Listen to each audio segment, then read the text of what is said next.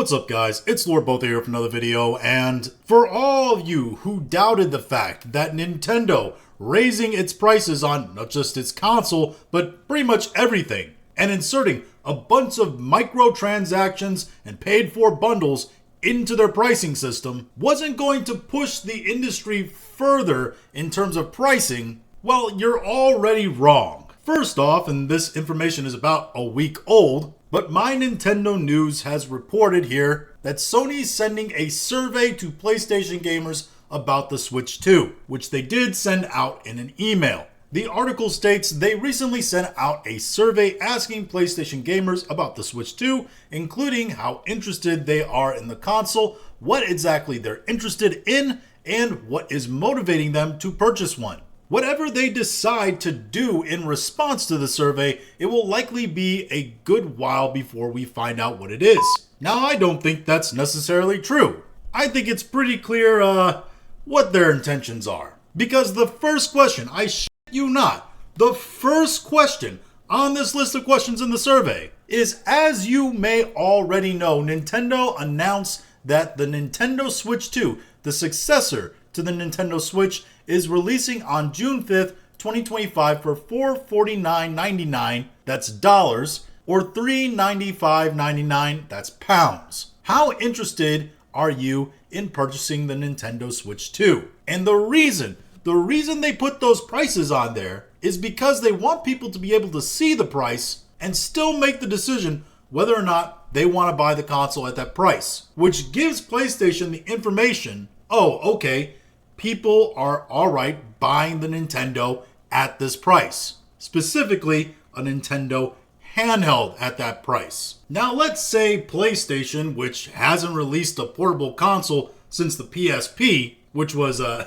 over a decade ago. Now if they were developing some kind of new portable console to go along with the PS5, or maybe even the future PS6, or some hybrid like the Switch, maybe it would be good data to ask people, hey, are you okay with paying this much for a handheld device? By the way, a lot of the stuff in these other questions here, asking about certain features that people are interested in or what motivates them to buy a Switch 2, are also stuff that were paid bundles or upgrade packages. So best believe they're taking note in the surveys about how many people are willing or really want what's included in those bundle packages and upgrades and etc. And it's pretty clear from that survey that PlayStation is already trying to gather data and information to figure out exactly what they can get away with pricing in terms of handhelds or games or upgrade packages and bundles and etc.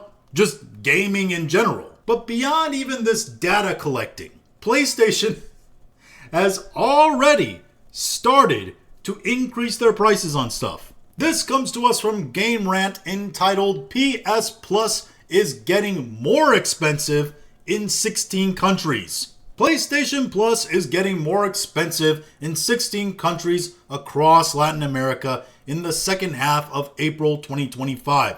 The newly announced charge will mark the second PS Plus price hike for Latin America countries in the last 18 months. The increase will vary by PS Plus tier, ranging from about 8.3% to about 21.4%.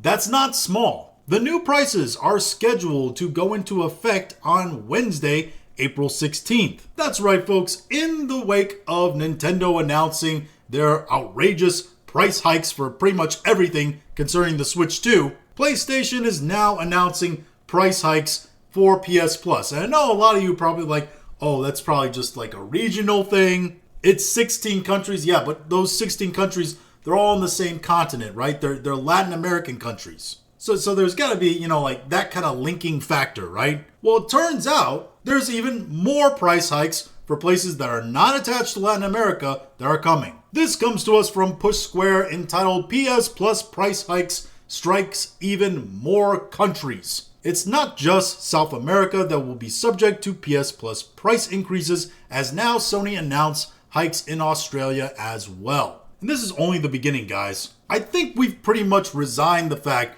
that GTA 6 is gonna be $100. I would even go so far to say that even after the Nintendo Switch Direct and we found out about all the pricing, I didn't think it was gonna still be $100. But I feel like we in society kind of just manifested that into existence by kind of all just agreeing, yeah, GTA 6 is gonna be $100 now. And Rockstar is looking at that and saying, oh, well, they're all expecting it to be $100, so make it $100. But you're going to have that on the table. You're going to see all games jump to about $80 to $90 standard. And you're going to have premium games probably jump up to $100, maybe $110. I'm talking the big AAA titles. And the reason I say that is because they've already talked about potential tier pricing. Nintendo was talking about pricing games on their store based upon essentially the cost of making them, which again, it's wild. It's like a theater being like, oh, well, such and such movie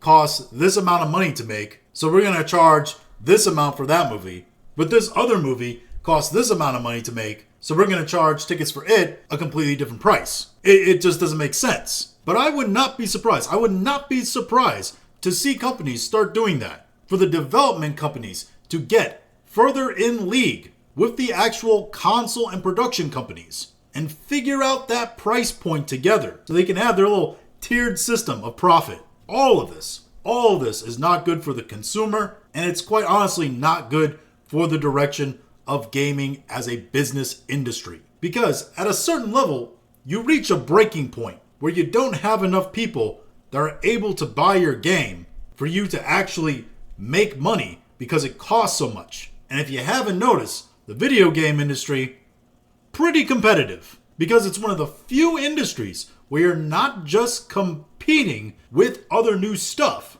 you're also competing with really old stuff too. The closest thing I'd probably compare it to is maybe the car industry, and we see how often those car companies get into actual economic problems to the point where governments have to bail them out essentially. Though I don't think it's to the point where any video game company is ever going to get a government bailout. Unless Baron Trump really wants to play the next Ubisoft game, which I highly doubt. But those are just my thoughts on all this. If you have your own thoughts, go ahead and leave them in the comments. If you liked this video, go ahead and like, share, and subscribe. If you didn't like this video, I appreciate you watching all of it. And we'll talk to you again later.